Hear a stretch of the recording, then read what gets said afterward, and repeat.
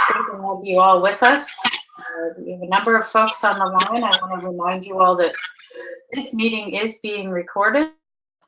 This is a webinar that it will be archived on our website, and we ask all of you to please mute your phones so that we can prevent from having background noise. We welcome you, and just to tell you a little bit about Faces and Voices of Recovery. We are a national advocacy and education organization based in Washington, D.C. Our mission is that we're dedicated to organizing and mobilizing the over 23 million Americans in recovery from alcohol and drug addiction, our families, friends, and allies, into recovery community organizations and networks to promote the right and resources to recover through advocacy, education, and demonstrating the power and proof of long-term recovery. And just a few housekeeping details. We welcome you to chat in the chat box, send us a message, say hello to everyone. There's a chat box there where you could share your message to say hello. And also, we will be taking questions and comments towards the end of today's presentation.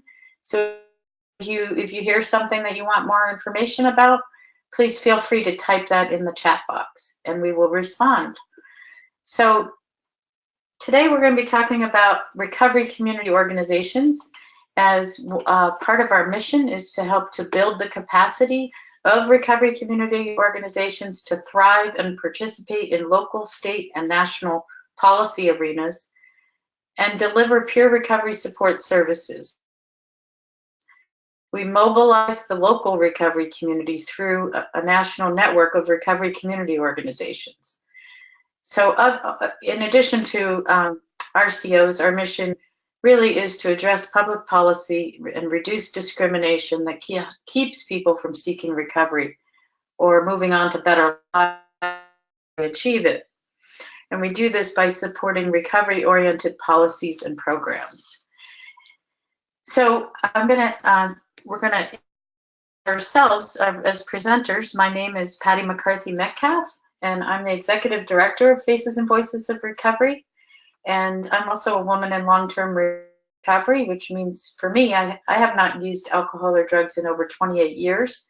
And I say that because recovery has made my life 1,000 times better than I could have imagined. And it has given me the opportunity to work with individuals across to help make recovery a reality and bring faces and voices to recovery on the state and local and national level. So with Faces and Voices, we want to welcome our co-presenter today, Brandy Izquierdo. And Brandy, please introduce yourself as well. Thanks, Patty. Hi, everyone. My name is Brandy Izquierdo. I'm the Director of Advocacy and Voices of Recovery. I actually just took this position a little less than a month ago, and I come from Maryland, from a state and local government background. I'm also a certified peer recovery specialist and a registered peer supervisor in the state of Maryland. And I too am in long-term recovery, which means for me, I have not had a drink or a drug since March 11th, 2011. Wonderful. Thank you so much, Brandy. So the important RCOs. So you'll hear us say RCO rather than Recovery Community Organization. There's been quite an emergence of organizations around the country, as you know, responding to the addiction epidemic that is facing individuals and families all across the country. So recently, a couple of years ago, in the U.S. Surgeon General's report on alcohol, drugs, and health, the Surgeon General acknowledged and has supported and encouraged us to continue to make our voices heard and establish these networks, these recovery community organizations. In that report, it says that a growing network of RCOs have proliferated across the country, creating cultures of recovery and advancing recovery positive attitudes, programs, and prevention strategies. We know that this is addiction is impacting much of the work of recovery community organizations is to prevent future generations for being impacted by this multi-generational disease of addiction. So we're going to talk more about each of these specific functions of an RCO throughout our webinar today. Also, in the President's Commission on Combating Drug Addiction and the Opioid Crisis last year in 2017, the report states that RCOs are innovators and collaborators, working with hospitals, treatment providers, law enforcement, courts, corrections, the child welfare system, and the broad community to reduce drug use and help people achieve and sustain. The report says that these RCOs are flexible, which allows them to adapt rapidly to the changing circumstances in their community and to identify and fill gaps in systems and services. This is much of what we're seeing across the country with all of the RCOs that we work with, is that they know what's happening in their community the best. They are on the ground, boots on the ground services and advocacy and education organizations that can respond by being part of the solution in their community, working with all these sectors of the community. We see RCOs that are providing support, recovery coaching in drug courts, recovery coaching and mentoring through the child welfare system, and especially working closely with the treatment providers in the community to bridge that gap between treatment and recovery, and many times before, during, after, or in lieu of treatment, recovery support services and recovery are part of the solution. So let's look at the definition of an RCO. The definition that we use that has come from the documents, the research, the reports that have been developed over the years about how to define an RCO that we use. An RCOs are independent, nonprofit organizations that are led and run by representatives of local communities of recovery on behalf of the recovery community. And once again, like I said earlier, the recovery community is people in recovery as well as family, friends, and allies. So let's break this down a little bit more. Let's talk about the first part. What is independent? An independent organization has autonomy. They most cases are a standalone nonprofit RCO organization. So independent from the decision making, the authority, or the restrictions, in many cases, of larger organizations. This is not to say that they cannot be a program or a partner with a larger organization. It just means that they have the guidance of a board of directors that guides the organization and is led by people in recovery.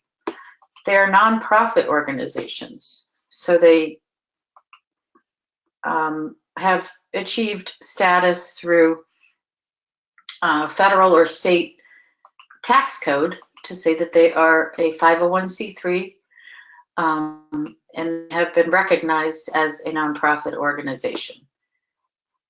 They also are led and run by, and by saying that they are led and run by, again, they have leadership as a board of directors who are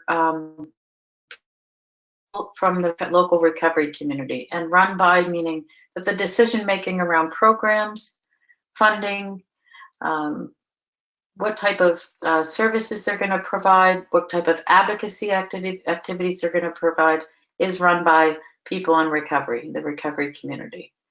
Again, this is representatives of the local recovery community. So each organization knows best about what the needs are in their own recovery community. And that makeup, the composition of the leadership should reflect the local recovery community. So if we have a community where there's a diverse population of people, individuals in the recovery community, the diversity of that community should be reflected on the board of directors, on the advisory boards, so that they can appropriately represent the needs of diverse communities, diverse sectors of the community, as well as pathways of recovery. And on behalf of the recovery community, making sure that we understand that these organizations it's really a servant leadership role. It's engaging people in a participatory process. About that, an important word to remember: participatory process. This means that we engage people in a process that they can provide feedback and guidance into what that organization is going to do. And so there are many examples of how that happens, whether you have an advisory council, you have a feedback loop through a suggestion box, you hold a community meeting every once in a while to look at your strategic plan, and also that the stakeholders in the community can give input into what your organization's priorities are.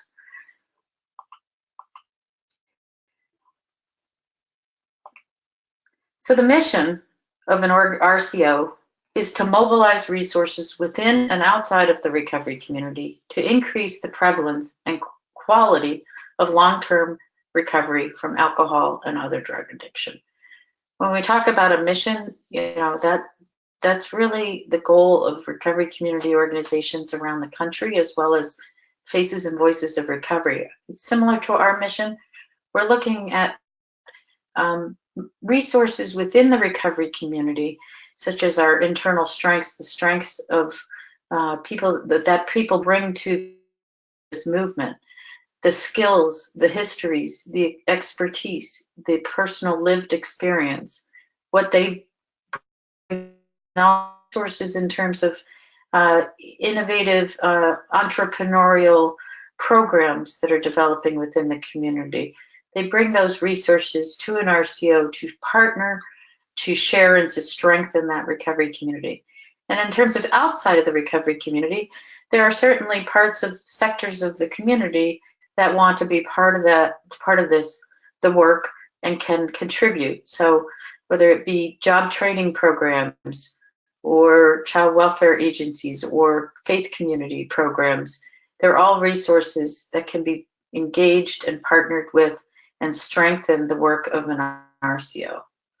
So our goal, the real goal, is to increase long-term recovery, help people, whether they're in their early recovery, long-term recovery, just thinking about recovery, but for a way for them to get involved.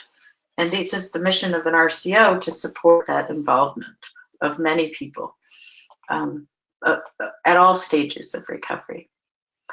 So I've put a couple examples of RCOs and their mission statements on this slide. So these two RCOs, we'll go with this one on the bottom here first. This RCO's mission is to celebrate, advocate, support, and empower people in all stages of addiction recovery through connecting to resources, building community, and raising awareness that long-term recovery is possible. Another RCO, their mission is to strengthen the recovery community through peer-to-peer support, public education, and advocacy. There are many different mission statements that we could look at and draw from, but these were a good sample of what we see out there for those that are doing the work of RCOs. So each RCO, the values, the principles that they identify with, come from an internal process that really is in the beginning of stages, or at any stage really of development, to identify the values and principles that will guide their work. And so on a national level, since 1998, when the original funding came from SAMHSA, the Substance Abuse and Mental Health Services Administration, they established a grant program called the Recovery Community Services Program. Initially, it was actually called the Recovery Community Support Program, and it shifted to services. But in those early years, a lot of work was done by pioneers in the RCO movement to identify values and principles of what makes an RCO effective, what makes it different, what makes it separate and distinct from other parts of the continuum of addiction treatment or prevention. What makes it different than some other parts of the service delivery system or the addiction field. And so that early work led to some RCO values. And that's not to say that those other organizations don't have these values and principles, but it really means that what makes this organization different than other organizations. And the first thing is an authenticity of the recovery experience and voice. The RCOs are driven by the authenticity of people in recovery, people with lived experience of addiction and recovery. It's important to note there's a distinction between lived experience of addiction and lived experience of recovery. So both are very valuable, both are important in this process. But when we talk about recovery, it opens it up much wider. It opens it up to family members, experience that for their family, what addiction was like and what the recovery experience is like, what it's like to experience that as an individual, as a family member, or as an entire family unit. So family recovery is really important to include in the values of and principles of an RCO. Recovery visibility and accountability. It was, 20 years ago, not many organizations were out in the forefront, in the public eye, stepping out to say, we are people in recovery, and our mission is to be recovery on Main Street. Many of the recovery community organizations that you'll see actually have recovery community centers where they operate out of, and they offer recovery support at those centers. And we, a long time ago, said this time to be front and center on Main Street and not hidden in the back alleys or on side streets.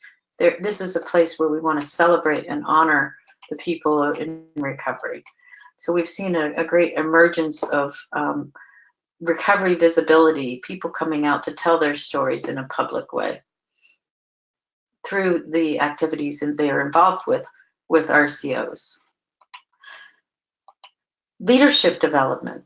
One of the core principles of an RCO is to foster the development of their peers, people in recovery, people that are coming in to receive services may very well be develop some leadership skills and then provide peer support themselves. They may volunteer to host be part of a recovery walk. They may volunteer to register people to vote through a civic engagement campaign. They may facilitate some support recovery groups at the recovery center. There are all kinds of ways that we can start to develop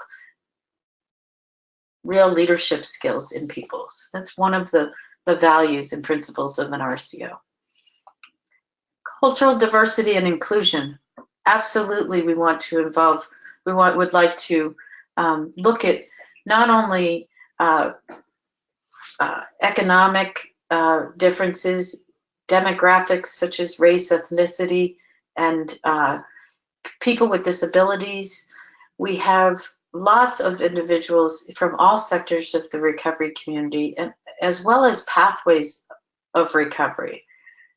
All RCOs value all pathways to recovery, which means that many people, so it's one of the core values. We're actually going to talk about that a little bit more in another part of the presentation today. But that's one of the core values is support, recognizing and not necessarily providing specific services for all pathways to recovery, but being inclusive in your language, in your mission, in your activities, and definitely in who you represent and who represents the people in your community. So a board should probably, or an advisory would look at, are we bringing people on in various pathways to recovery? An organization that is completely focused, for example, may not be as open to medication-assisted recovery. And so we want to make sure that these, the RCOs can actively support people in all pathways of recovery, versus one over the other. Participatory process, again, I mentioned that. I just was going to touch on that again. Really engaging people at all levels and making sure that there's a feedback loop, that we're really responding to how people want to be involved with the organization. And strengths-based, always looking at what people can bring to participate rather than their past histories or challenges, but really looking at they're survivors, they've come through this, they're part of this movement, and how can we look at those strengths, and really looking at the strengths of other organizations that we partner with to all doing good work, and really knowing how to lift up the strengths of individuals in recovery as well as our partner organizations. And volunteerism and service. Being a volunteer has been noted by many people in early recovery as something that helps them find their way, have a purpose, be part of the community. And so volunteerism and service is part of the core values. So there's the three core principles of an RCO. We touched on it a little bit. A recovery vision. They have a vision, maybe a vision statement that says that someday, or our goal, the vision of our organization, the vision of the people of this program is that all people have access to a life of recovery and recovery support services. There's a vision that is clearly represented within the organization. In the website, the documents, the guiding principles, the ethics policies, all of the things that are involved in an RCO. And that there's authenticity of voice, and we talked about that. And accountability to the recovery community. So we are accountable as RCOs across the country, as a national organization, as individual organizations. We're accountable to our funders, we're accountable to the people that we serve, and that accountability is really important. So those are the three core principles that guide the work of recovery community organizations. And they function under three core strategies. So I'm going to turn, these are the three main buckets, you would say, of what an RCO does or can do. So I'm going to turn it over to Brandy as she walks us through these three core strategies. Brandy? Thanks, Patty. Hi, everyone. So just as Patty had mentioned, three core principles, an RCO has three core strategies. So we have public education and awareness, policy advocacy, and peer recovery support services. Now, RCOs can do 1, 2, or 3. They can do a combination of the strategies, or they can do all three strategies. So they're not siloed into doing just all three. They can pick and choose which services they want to provide. So I'm going to take you through each of these strategies and give you a few examples that you can incorporate if you either have an RCO or if you're deciding if you want to become an RCO. Next slide.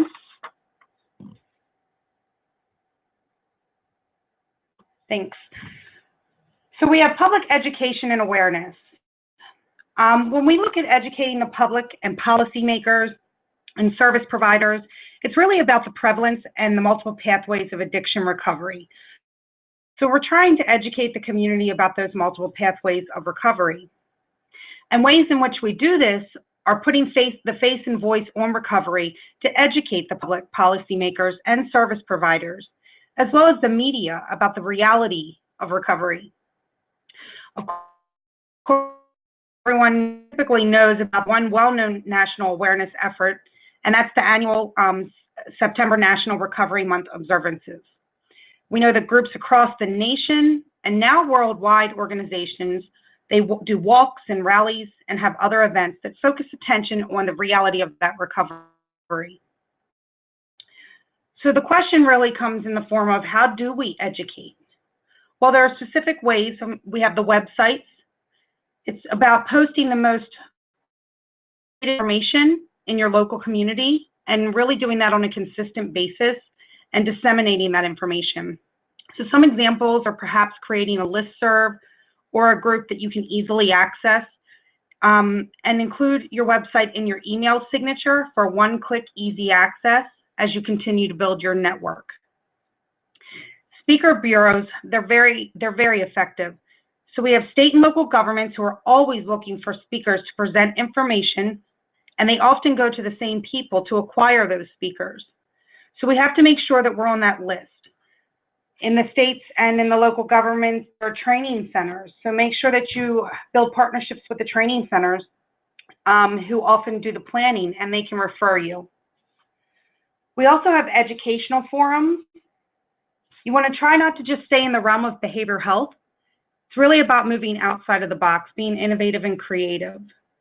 We have the criminal justice systems like your local law enforcement.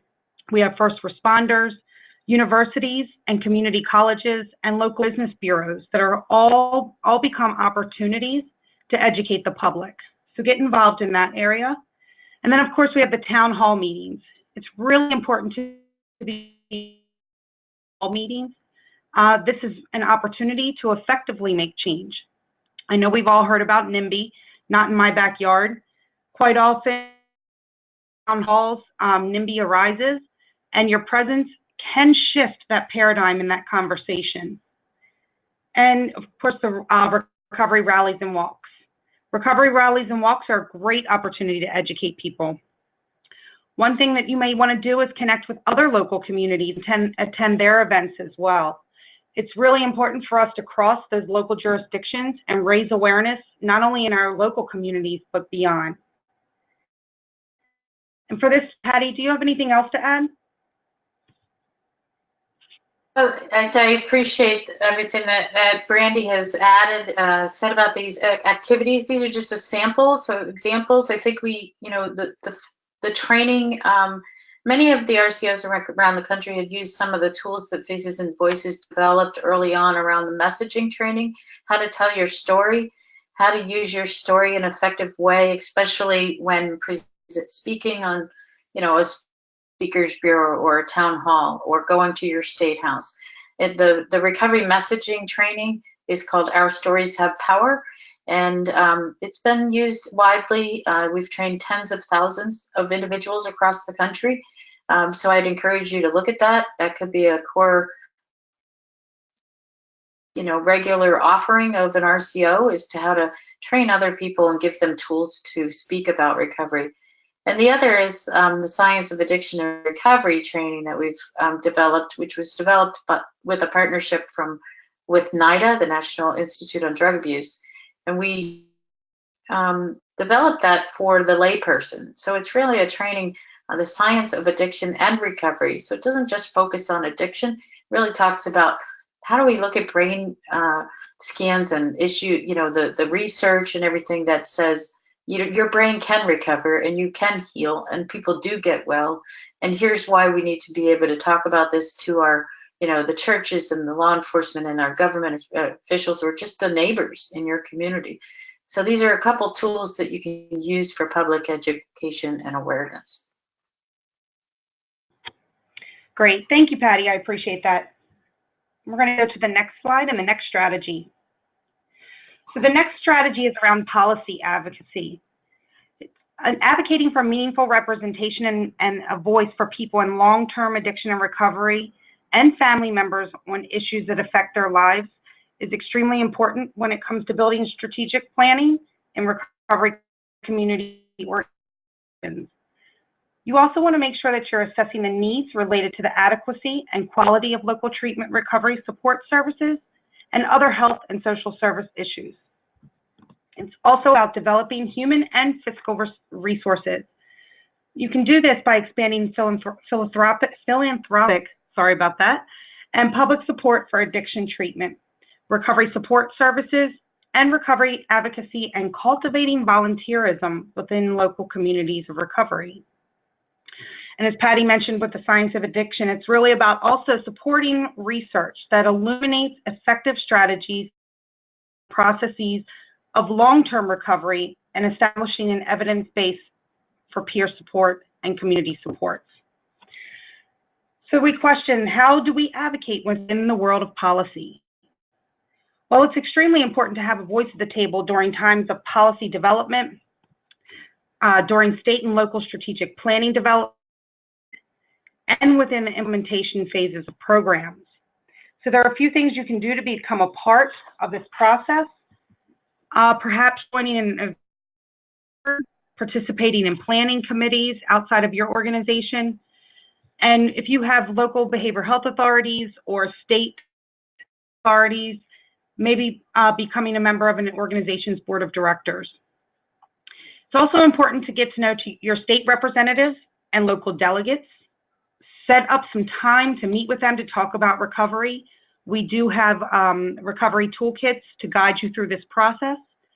And to make sure that you have some notes written down to really drive that conversation so you don't forget anything while you're in there. And again, move outside of the public behavioral health system. Each of these systems in housing and employment, and they all overlap in some capacity. So start having conversations with your local housing authority, your school boards, your colleges and universities, and within the criminal justice system. For example, judges, attorneys, parole and probation, wardens, and of course, law enforcement. And for me, I will say I'm a huge proponent of a SWOT analysis. It's really about figuring out your strengths and your weaknesses, your opportunities, and your developing a SWOT analysis for your organization or a potential organization can become a great guide to determine where you are and where you want to go. And it really helps you to target your current networks and develop new networks in the policy arena. Patty, any more to add to that one? Thanks, Brandy. You know, a lot of organizations are started, they're kind of driven by these advocacy issues in their community. People, the effect of the discrimination and the stigma that faces individuals and families. And it brings together people in the recovery community to say, we need to do something about this. We, you know, this organization, we can form an organization that can address these things, focus on the stigma, try to eliminate the discrimination that happens in terms of housing, employment, education, the criminal justice, all of those barriers. And so that is a function of one of the core functions of an RCO. We're seeing a lot of success. People are, organizations are out there developing campaigns against issues in their, you know, or supporting some of the work that's being done in the states, legislatures, state government, the initiatives that are happening, the billboards that you see going up across the state that are supportive of recovery, overdose prevention. All of those things are things that people get involved, or organizations, RCOs get involved with when they can become part of, or people become part of an RCO. So lots of different reasons why RCOs are launching and forming across the country. This is probably the biggest one. Not all of the organizations, as Brandy's going to talk about, do all three of these core functions between public education, which I think almost everybody does, but they all do some form of policy and advocacy because it's affecting the people that they serve.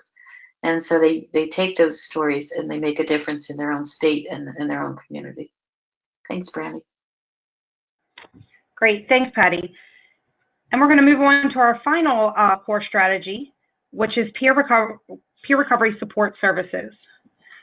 So when we talk about recovery support services, that we're referring to the collection of community services that can provide emotional and practical support for continuing remission, as well as daily rewarding alternative to substance use.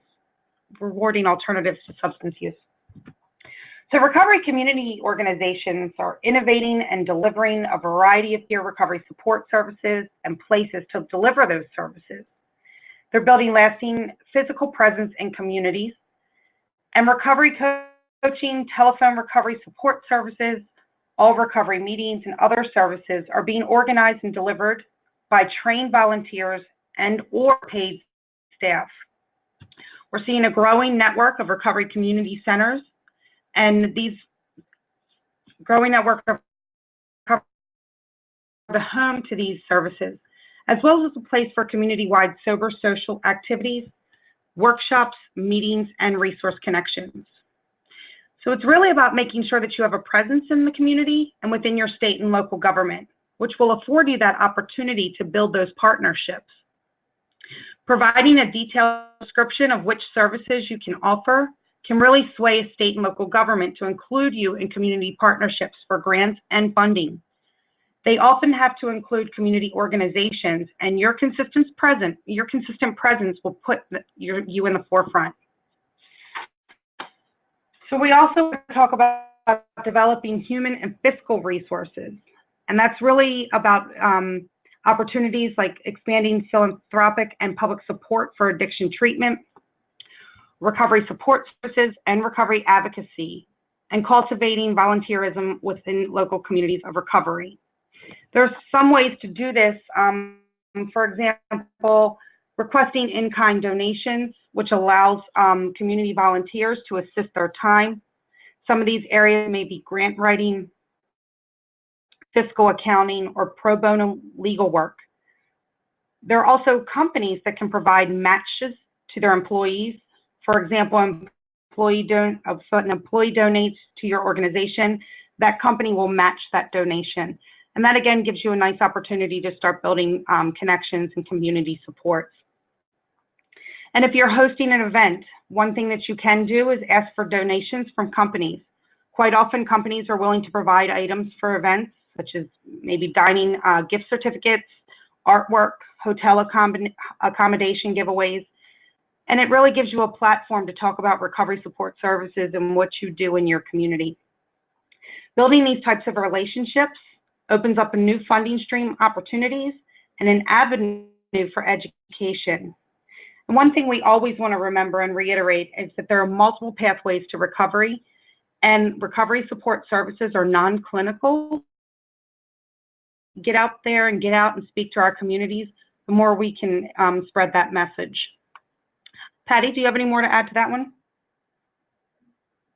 No, I think that's, we're seeing an emergence of best practices. So as many of you already know, every state is looking at standards for recovery support services, how peers are trained, how people in recovery become part of the workforce.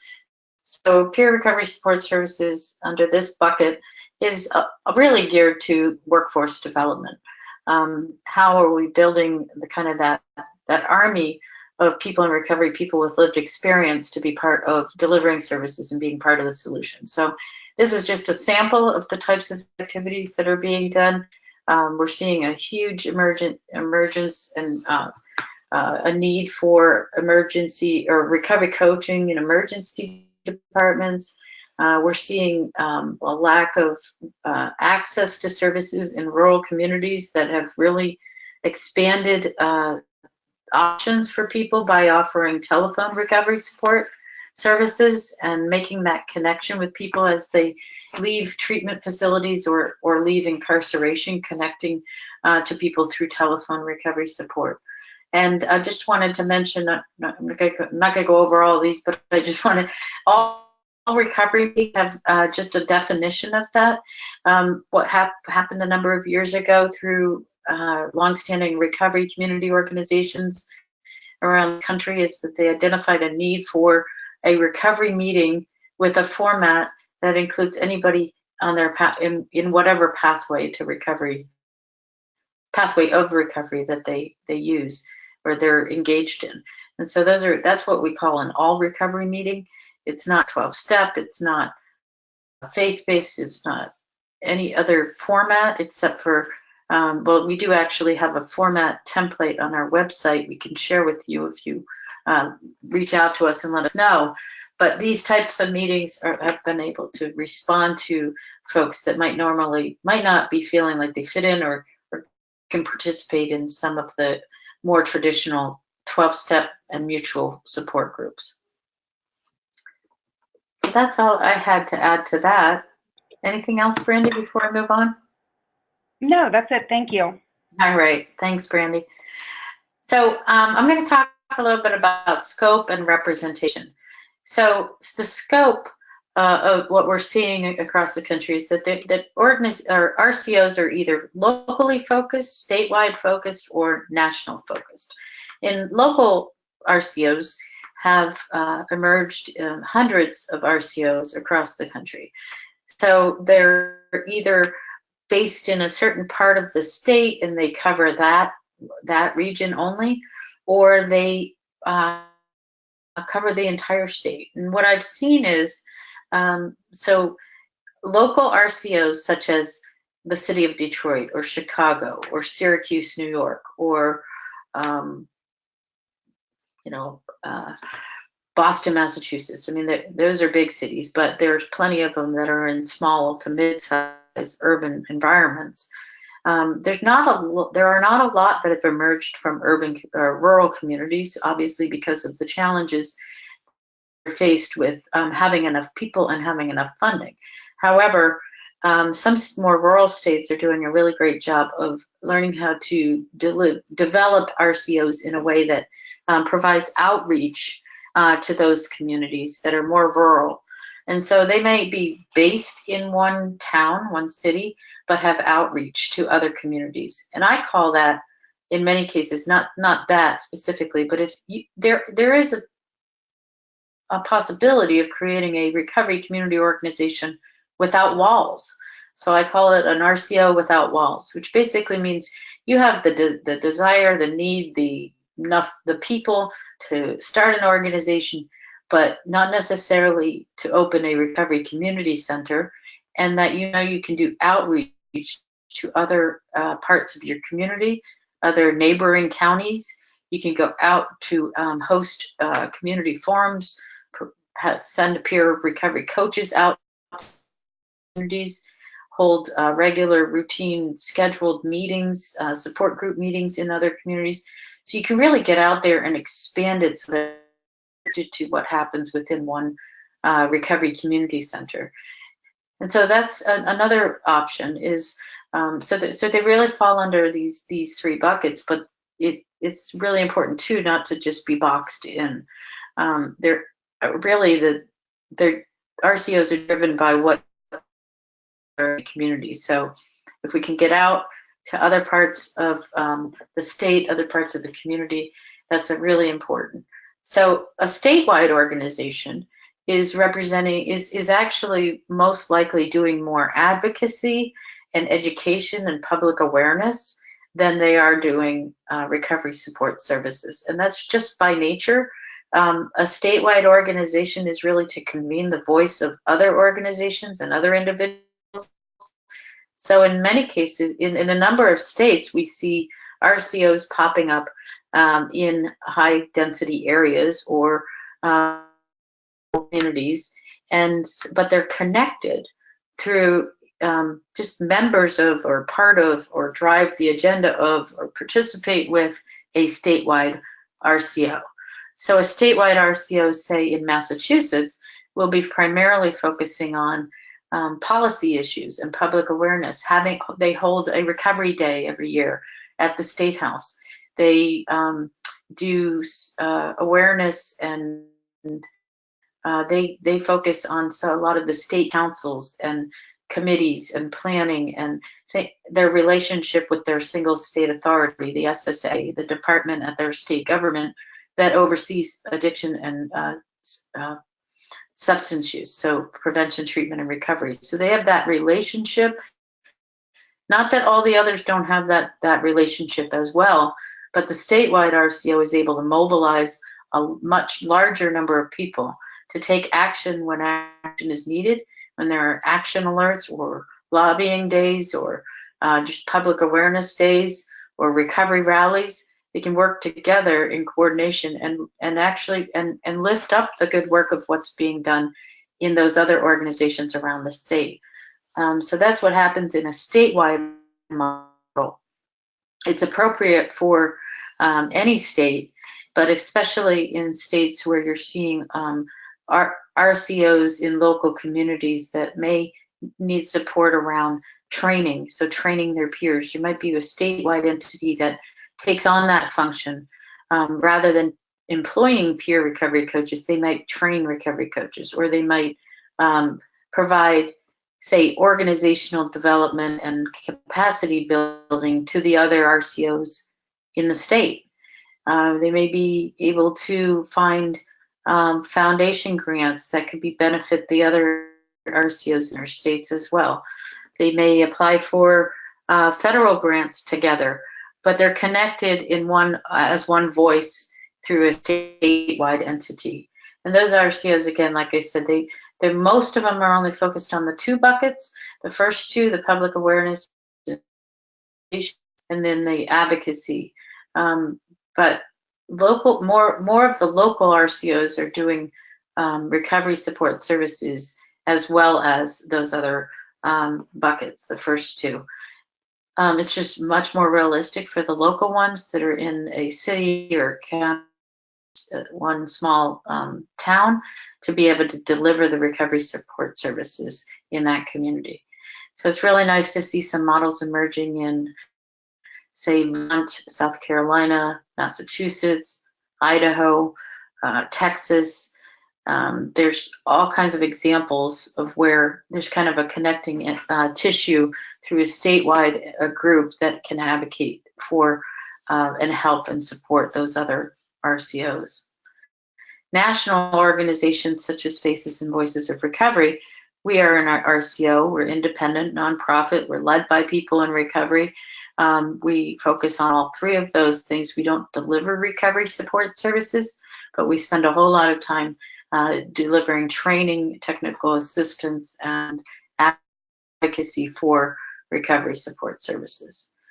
So I'm going to go through these next slides, and I would like to encourage everybody who's on the webinar today to type in a couple questions if you could think of it, because I know we're not going to have a whole lot of time, but I want to make sure that if you have a question, you also, just to make sure that you are aware, we're happy to, you send us an email if you have some questions or want to schedule a phone call at some point to help you with questions that you may have after our presentation.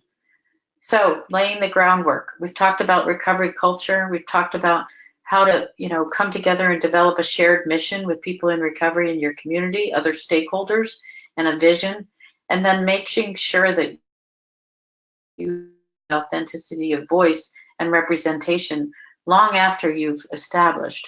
It's really unfortunate, or can be a challenge down the road if we start out with all good intentions, engaging the recovery community, but then get so busy down the road that you're providing services and doing all these events and not taking the time to include people, the authentic voice or a participatory process for people to guide the work of your organization. So this is how you start out from the beginning and really maintain those core values as an organization.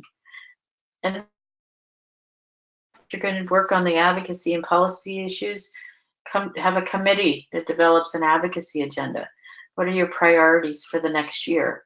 How can you, if developing a speakers bureau and then doing several town halls is part of your strategic plan, what are those folks going to talk about? What are the key issues, and how do you use the expertise within your organization to identify what those issues are? And then cultivating leadership, building relationships with stakeholders.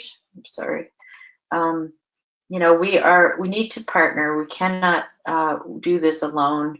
Anytime that we can work with our friends in the treatment and prevention world, health and human service programs, housing and employment programs that are serving our folks, the people that we're working with. So build those relationships, and also alliances with other movements. They're at the same time that this peer addiction, peer recovery movement developed. Long before that, there was a much stronger mental health peer movement. It's always a good idea to build alliances in a way that we're not advocating against each other, or working against what other movements are working towards. And so coming together, recognizing you have some commonalities, but also recognizing there are some differences. There are differences in philosophies, pathways,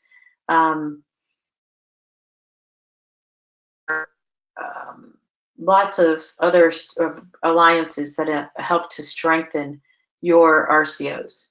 And diversifying funding streams. This is always the biggest challenge for an RCO, is making sure that we look at everything from small fundraisers, entrepreneurial things like a store or a market or a thrift shop, that many of our RCOs are involved with thrift shops. Some of them are using fundraisers, so an annual golf tournament, an awards ceremony to raise money, but things alone. It is really a tough philanthropic era, time right now. A lot of money is not going to. Have not seen a lot more interest in supporting addiction recovery as you would think we would with the opioid epidemic. Look at ways to fund your organization through things like foundations that focus on civic engagement or leadership development, or giving people a voice, having them engaged in processes, or employment, job training. There are foundations that look at career ladders of people who have been disenfranchised, how to get people back into the workforce. Anyway, they're diversifying funding sources and building alliances, not only in your own community. Faces and Voices has built alliances with organizations internationally. It's important to recognize that all over this world, there are movements to help people with addiction and recovery. We have partnerships or alliances. We have relationships with Faces and Voices of Recovery Canada, Faces and Voices of Recovery Brazil, Recovery Africa, based in, serving Ghana and other parts of Africa. There's Faces and Voices of Recovery in the United Kingdom. Lots of organizations out there. So we go from a small, local, regional, state, national, and international relationships with stakeholders. Just a few more slides, and then I'll try to address a few questions that I see coming in. Steps for starting an RCO. There's really 6 basic steps. There's going to be a lot more after this, but this is what we strongly encourage. First, establish a core leadership group. Meet with the folks who say, who else needs to be at this table? Do we have the champions? The champions being not in and outside of the recovery community. Talking with, floating the concept and the idea and doing presentations about what RCOs do in your community. Finding those people who are leaders that will go out and speak as ambassadors. They're recovery ambassadors. They want to make this happen. And so you start with that small group, and then you expand the leadership when you realize across some people who are visible. They have influence in your community, and they could be part of that leadership as well.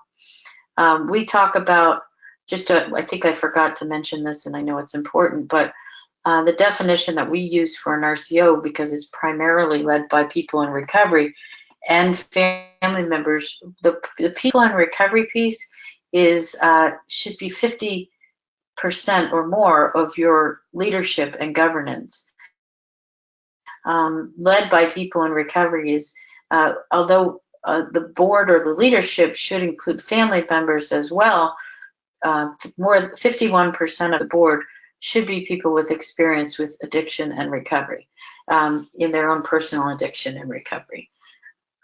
That's really important to be peer-led and peer-governed. So I'm going back to the steps. I went from leadership at step 2 to step 3 is creating that vision, mission, and values. Maybe having a facilitator help you with a large group of stakeholders, or really needs to be, again, intentionally representative of the larger recovery community. And then work together to decide what type of organizational structure you're going to have. This is where you would write your bylaws. And we do have, I'm going to show you a page really quick on our website, a couple pages, where you'll find sample bylaws, and you'll find mission statements, and you'll find things that are great resources to help you with that. Then outreach and recruit. Most organizations don't have they have lots of members. So people who would sign up for their newsletter, they get their e-blasts, they come to their community meetings, and it can really expand and be a large network of people that we call members. And then start on that SWOT analysis, which is and then strategic plan. So Brandy mentioned SWOT. It's SWO, weaknesses, opportunities, and threats. So if you're going to organize an RCO, I would strongly recommend you go through that process. It will help develop your strategic plan, where you want to be within 1 year, 5 years down the road, and how you're going to get there. Staying true to your mission, make sure you stay focused on the strategic plan. Pick out 2 or 3 things that you do really well and keep elevating them. Focus on those success and strengths. Stay within your mission. Mission drift will be very difficult and harmful to organizations, but stay in your lane. Focus on recovery. What does recovery from addiction look like in your community? How do you create recovery-friendly, recovery-ready, recovery-thriving communities? This is really the focus of an RCO. Developing your communication and marketing strategies, cultivating champions, and how are you going to decide on when opportunities come your way? How do you decide on priorities and how you're going to take on new initiatives? So I'm going to just quickly talk about a couple, or respond to a couple questions. I think one of them was about the peer-led people in recovery. Does a combination of those in recovery themselves and family members of those who struggle with addiction or are in recovery? Yes, it's a combination led by. It should be people in recovery. It should certainly include the family voice. What we look for is that the majority of the people on the board of directors or an advisory capacity governing the organization are people in recovery themselves. That doesn't, that means that if you have an 11-member board, 6 of them be people in their own recovery. It's always important. It's a balancing act, and I'm happy to talk about that with anybody. But finding people with some strengths and skills to bring to your board, such as fund development, sustainability, also representing some of the the business community, the faith community. It's really, it's a challenge to find somebody who's in recovery, willing to be an ambassador for recovery, but also runs a major, business in the community. But those are the types of people that can be, would be really helpful to your organization. Treatment facilities are not eligible to apply. To be in the RCO family. Well, if they fit everything and they're not, if they're, the first big piece is that RCOs provide non-clinical services. and treatment facilities provide clinical services, treatment programs, treatment activities, treatment plans. Recovery community organizations are non-clinical, so they provide recovery support services and other activities that we discussed. So that's the main reason why treatment facilities are not part of an RCO, or they're not an RCO. They don't qualify. I would suggest that if you have already have something going on in your community that exists, and you want to do something as well, it would be great to come together with that organization and think about the needs that are being met. So if an organization is too narrow or is not focusing on the work that you'd like to see, that you come together and figure out how to improve an existing group, identify or engage the community for sure, and have those conversations. So it's not necessarily about stepping on other people's toes. It's about having doing a community needs assessment, seeing what that organization is doing and serving, and then finding out where you can support your community in a broader way if it's needed. We're about out of time right now, so I'm really hoping that you all got what you need. We do not have CEOs for this session. If you'd like an email that confirms that you participated, just shoot us an email. We have a list of your emails, and we'd be happy to chat. And real quickly, before I let you go, this is at Faces and Voices. We have a national network of RCOs. So our mission is to unite and support this national network. We bring the ARCO members together once a year to Washington, D.C. They benefit in a leadership academy. So new training, new skill development, networking with other executive directors and board members. And so we really try to RCOs across the nation. And you're welcome to find out more and join us. And I'm going to pull this page on our website here. This is everything you need to know about RCOs and ARCO and the Leadership Academy and things that we've done over the past years with ARCO. There's also this is under programs and ARCO. You'll actually see real quick here a map of where all of the current ARCO members are across the country.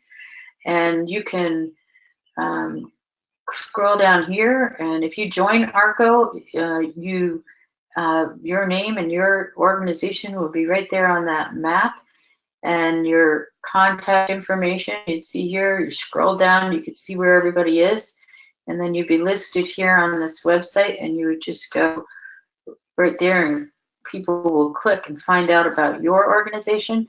The application to join ARCO is here as well. It's ARCO application, and there's you can complete it online, or you can download the application and send it to us. But again, so ARCO, I'm going to go here, benefits. We have the list of ARCO benefits, ARCO application, and an RCO toolkit. So if you haven't done it yet, please download the RCO toolkit. This is where there's some links to sample bylaws, other resources for RCOs. So I want to make sure that you all visit our website to find out more. And anything else? If you have more questions, contact Brandy at our her email address is right here, and hope to hear from all of you. And we welcome you to join ARCO. There is, again, there's an application process, and we want to hear from you, and we're certainly happy to hear from organizations or groups that are not sure that they fit or want to be an ARCO member, but we'd love to learn learn more about you. So email Brandy, and we hope to hear from you soon. Thank you, everyone. Have a great day. Thanks so much. Have a great one.